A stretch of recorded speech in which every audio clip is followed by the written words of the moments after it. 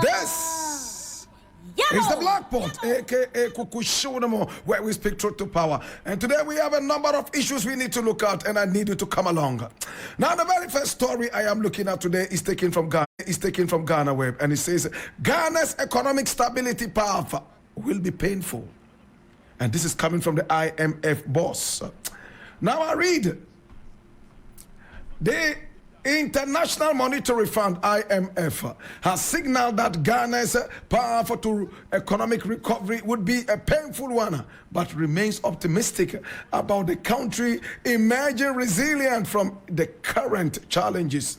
Now, the fund has therefore encouraged Ghanaians to be moderate with their expenditure of the government and continue to be sacrificial as the country implements the $3 billion loan support program. Oh my God.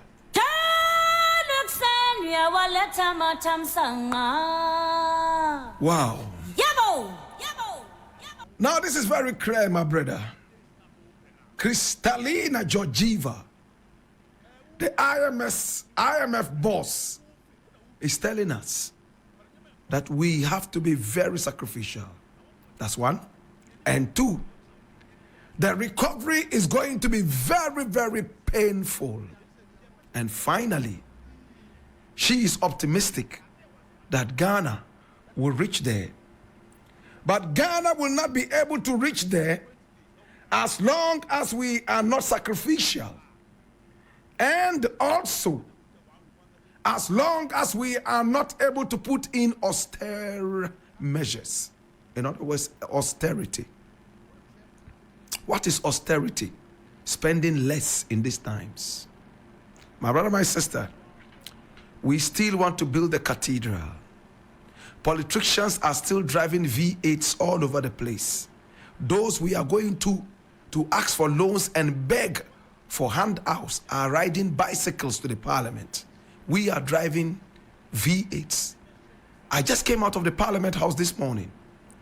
The number of V8s I saw on the compound of the Parliament House in the car park, it looked like it was a V8 manufacturing factory right there at the Parliament House. Should I repeat it? I said, I just came out of the Parliament House this morning. The number of V8s or V8 cars that I saw, luxury SUV cars, right on the compound of the Parliament House. At a point, I thought I was mistaken. A V8 car manufacturing factory to the Parliament House of Ghana. My brother, my sister, it's sad. We continue to drive ourselves along the lines of foolishness. We live in a country that is supposed to be rich, yet bad leadership has thrown us into the doldrums. The IMF is a very colonialist-minded outfit. The IMF has never been good to Africa. I do not know why our leaders continue to sleep with the enemy. My brother, my sister, how many more times should we tell you that the IMF and the World Bank are not the friends of Africa? When Sankara came out and told us that he was not interested in dealing with the IMF and the World Bank, he still had his country running. He was able to make agriculture thrive in his country, and he made it clear to us that he who feeds us controls us. My brother, Africa has no veto powers. It is the Western countries that do have that. Yet every time we continue to rely and depend and trust in all these outfits created by the West. Are we truly independent, or we are a joke of a republic? When the president went all the way to the IMF after the E-levy failed, and they were able to get the loan, they came to celebrate the speed with which they entangled us in poverty and debt with Kenke parties. What foolish people. I am hurt, my brother. You go and you are looking for a loan. The speed with which you got the loan, you are here to celebrate it with Kenke parties and Agbaja and Adua dance. You will not be alive to pay back the loans. Your children and children's children are those who are going to be saddled and strangulated in these debts that you have inundated us with. My brother, my sister, it hurts me every time I think about Africa. It hurts me every time I think about Ghana. Now the IMF boss is here. That your path to recovery is going to be painful. And what she's saying is nothing but the truth. It's a mockery of independence. Where leadership is a mockery and rising instability require all hands on deck. That is why it is necessary, according to him, for the AU Department of Political Affairs, Peace and Security to work closely with ECOWAS to identify ways to prevent the withdrawal of the states that have signaled their intention to leave.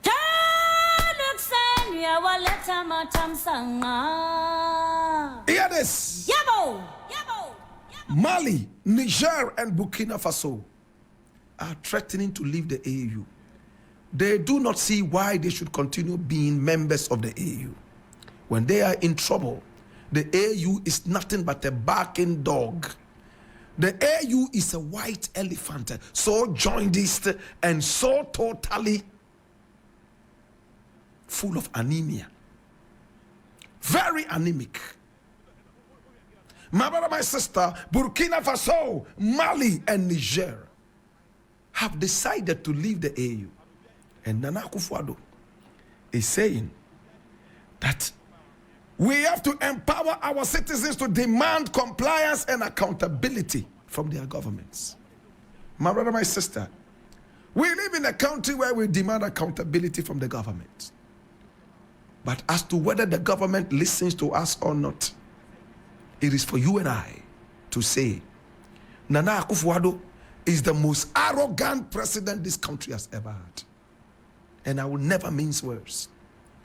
Look, when they were asking him to kick out the finance minister, even members of his own party, my brother, my sister, Ghanaians were all united in the fact that the finance minister had failed. Arrogantly, he refused to remove this man, sat down and watched this man until everything went haywire and sank into the doldrums. Then he decided that this man should go for a vacation. And even with that, he insulted Ghanaians by promoting this man and putting him in a bigger responsibility position. Is this empowering citizens to demand compliance and accountability? Left to Nana Akufo-Addo, if Ghanaians had not made up their minds that we truly want democracy, there would have been trillions of coup d'etats in this country. Nana Akufo-Addo is the epitome of arrogance. Even his own vice president said that he's so autocratic and arrogant that all he can do is to sit back and be a mate. He cannot decide anything or suggest anything because everything will be thrown under the bus. It is an indictment on a president like this. In some countries that do not respect democracy, coup d'etats would have been the middle name of this country. Thank God we have a country that has common sense. We have a country that is entrenched in its position, never ever to allow coups in this country, and we shall never support that. Nana Akufo-Addo is basking in this glory, and he's misbehaving as a president. The more I see Nana Akufo-Addo as the president of this nation, the more angry I get. And the more I want to see his occiput far away in the horizon, gone, buried for life. Some people won't understand this. My brother, this is the man talking about encouraging people to be accountable and also encouraging governments to be accountable, encouraging the citizenry to demand accountability and probity. Yet he's the same person who will tell you, yes, we have seen millions under her bed. We have seen millions under her wardrobe, but she is going to come out clean. Oh, yes, we have seen galamsey activities happening in forests that are conserved, but these are not galamsey activities. These are not galamsey activities, even though we have seen galamsey activities. My brother, a president like this is a recipe for disaster. I leave it here.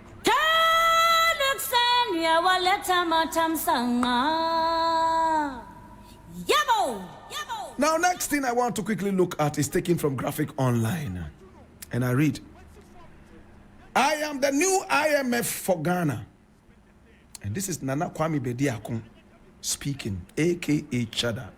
The founder and leader of the new force, Nana Kwame Bediako, popularly known as Cheddar, has stated that if elected as president, he will mobilize Ghana's resources in a manner that the nation will never visit the International Monetary Fund for a bailout ever again. Using himself as an example to buttress this, he said he, even though made a significant portion of his wealth in a foreign land, most of the resources he used to achieve that feat came from Ghana.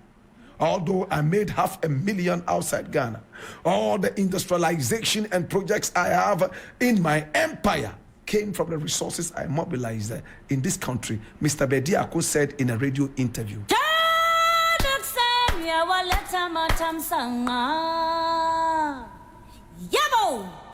Mr. Bediako, with all disrespect, any idiot can make money like you as long as they refuse to pay GRA fees. If you do not pay your tax returns, like we were told Cheddar did, any idiot can make money like him in this country. I am angry. This guy is becoming a comedian, and I'm mad at him. When he came in, he had a shred of credibility. Now he has dashed it out with his comedy.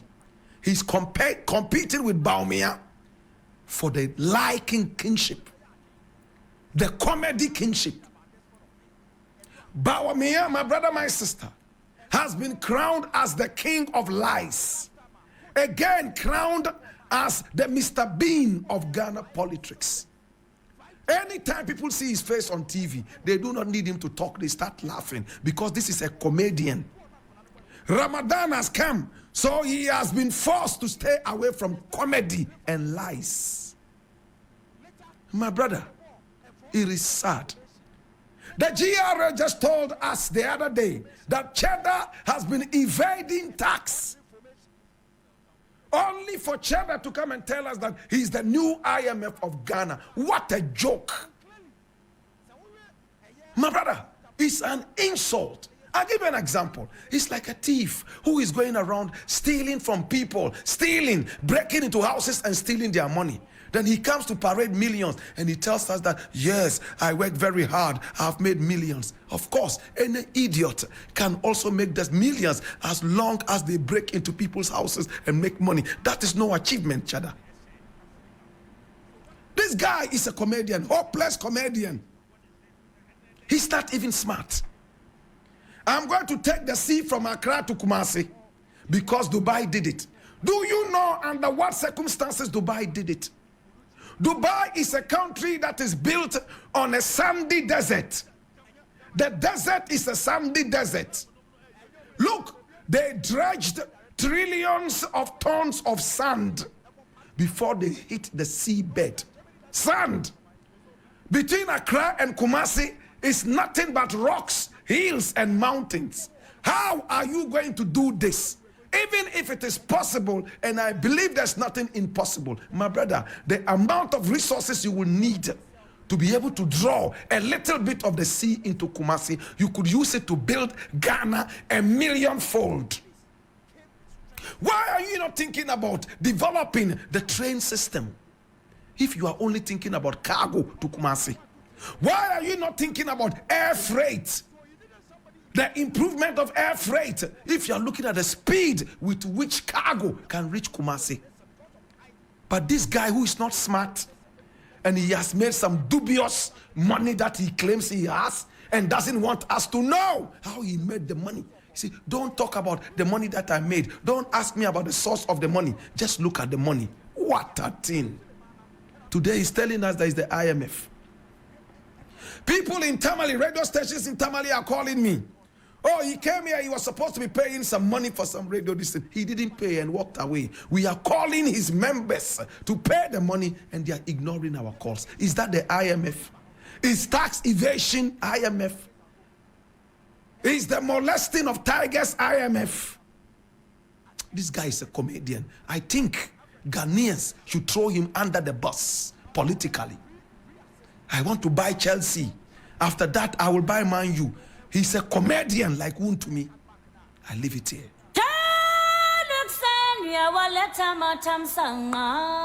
I thought this guy was serious. When he first came in, I thought he was serious and I gave him a little bit of credibility. I didn't know he was more terrible than Woon to me and the rest of them. Jesus have mercy.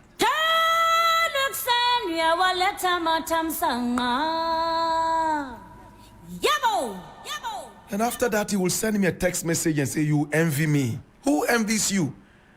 How would I envy a tax evader? My God have mercy. Dash it away, my youth.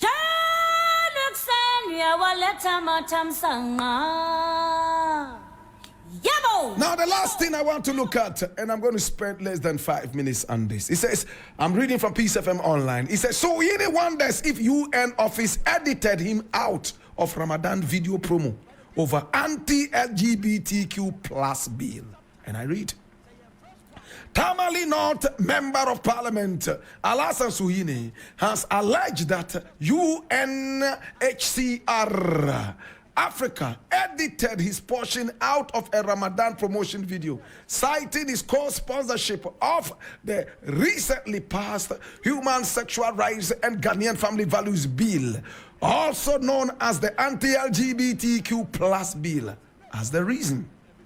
He took to Facebook Wednesday, March 20, that is today, to express his concerns, quoting the post by the UNHCR Africa, where his segment was edited, and raising his objections.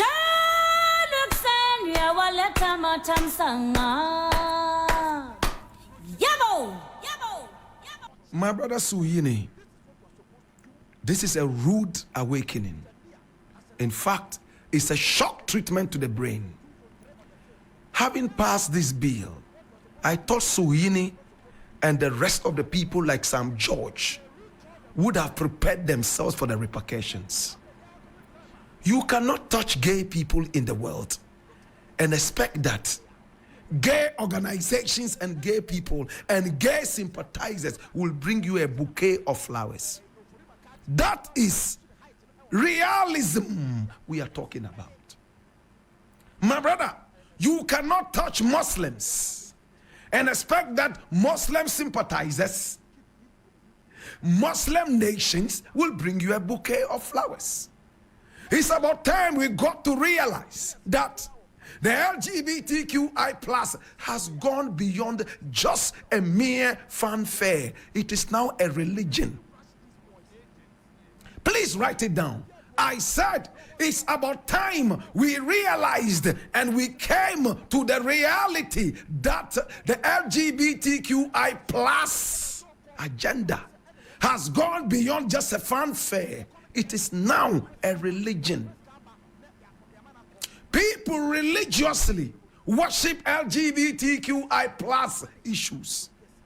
And when you touch a hair out of the head of the LGBTQI plus, my brother, You are a recipe for disaster. It's about time we realize this. So anybody who comes out and talks about the LGBTQI plus issues, my brother, be ready. They will stop your visas. They will make you uncomfortable economically. They will make sure that you swallow back your vomit.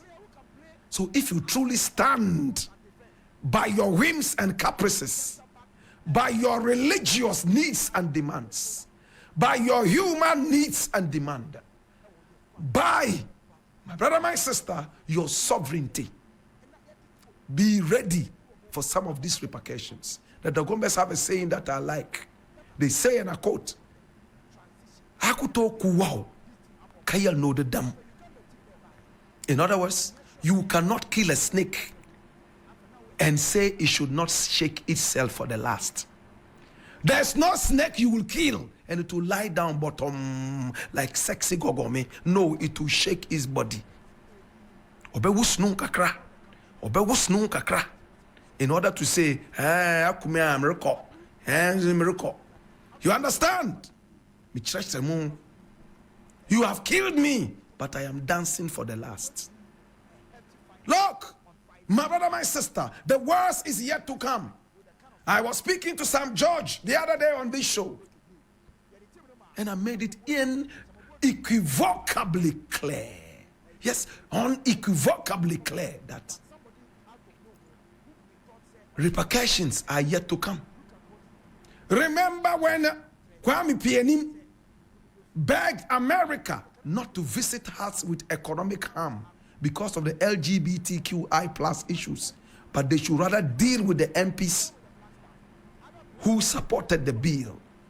My brother, my sister, if you believe in your sovereignty, these are some of the sacrifices you have to go through to be able to withstand that.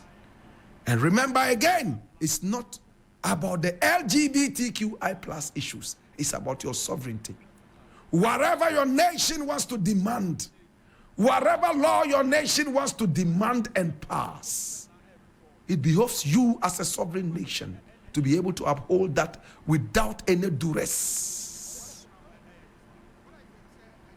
Have I made myself clear? Think about it, my brother.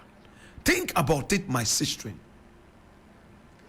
More is yet to come. People are going to trail you. Some assassins are even going to be put around you. Those of you who drink alcohol, MPs who drink alcohol just anyhow. You can go and sit in a beer bar so carelessly. Barman, bring me 2 beers. You will die like chicken. Those of you who are having your holidays every now and then in the West, the West is yet to come. You will become chicken for Ngongo. Those of you who are sleeping around with women by heart, this time your death is coming. Gone so soon. You are going to die one after the other.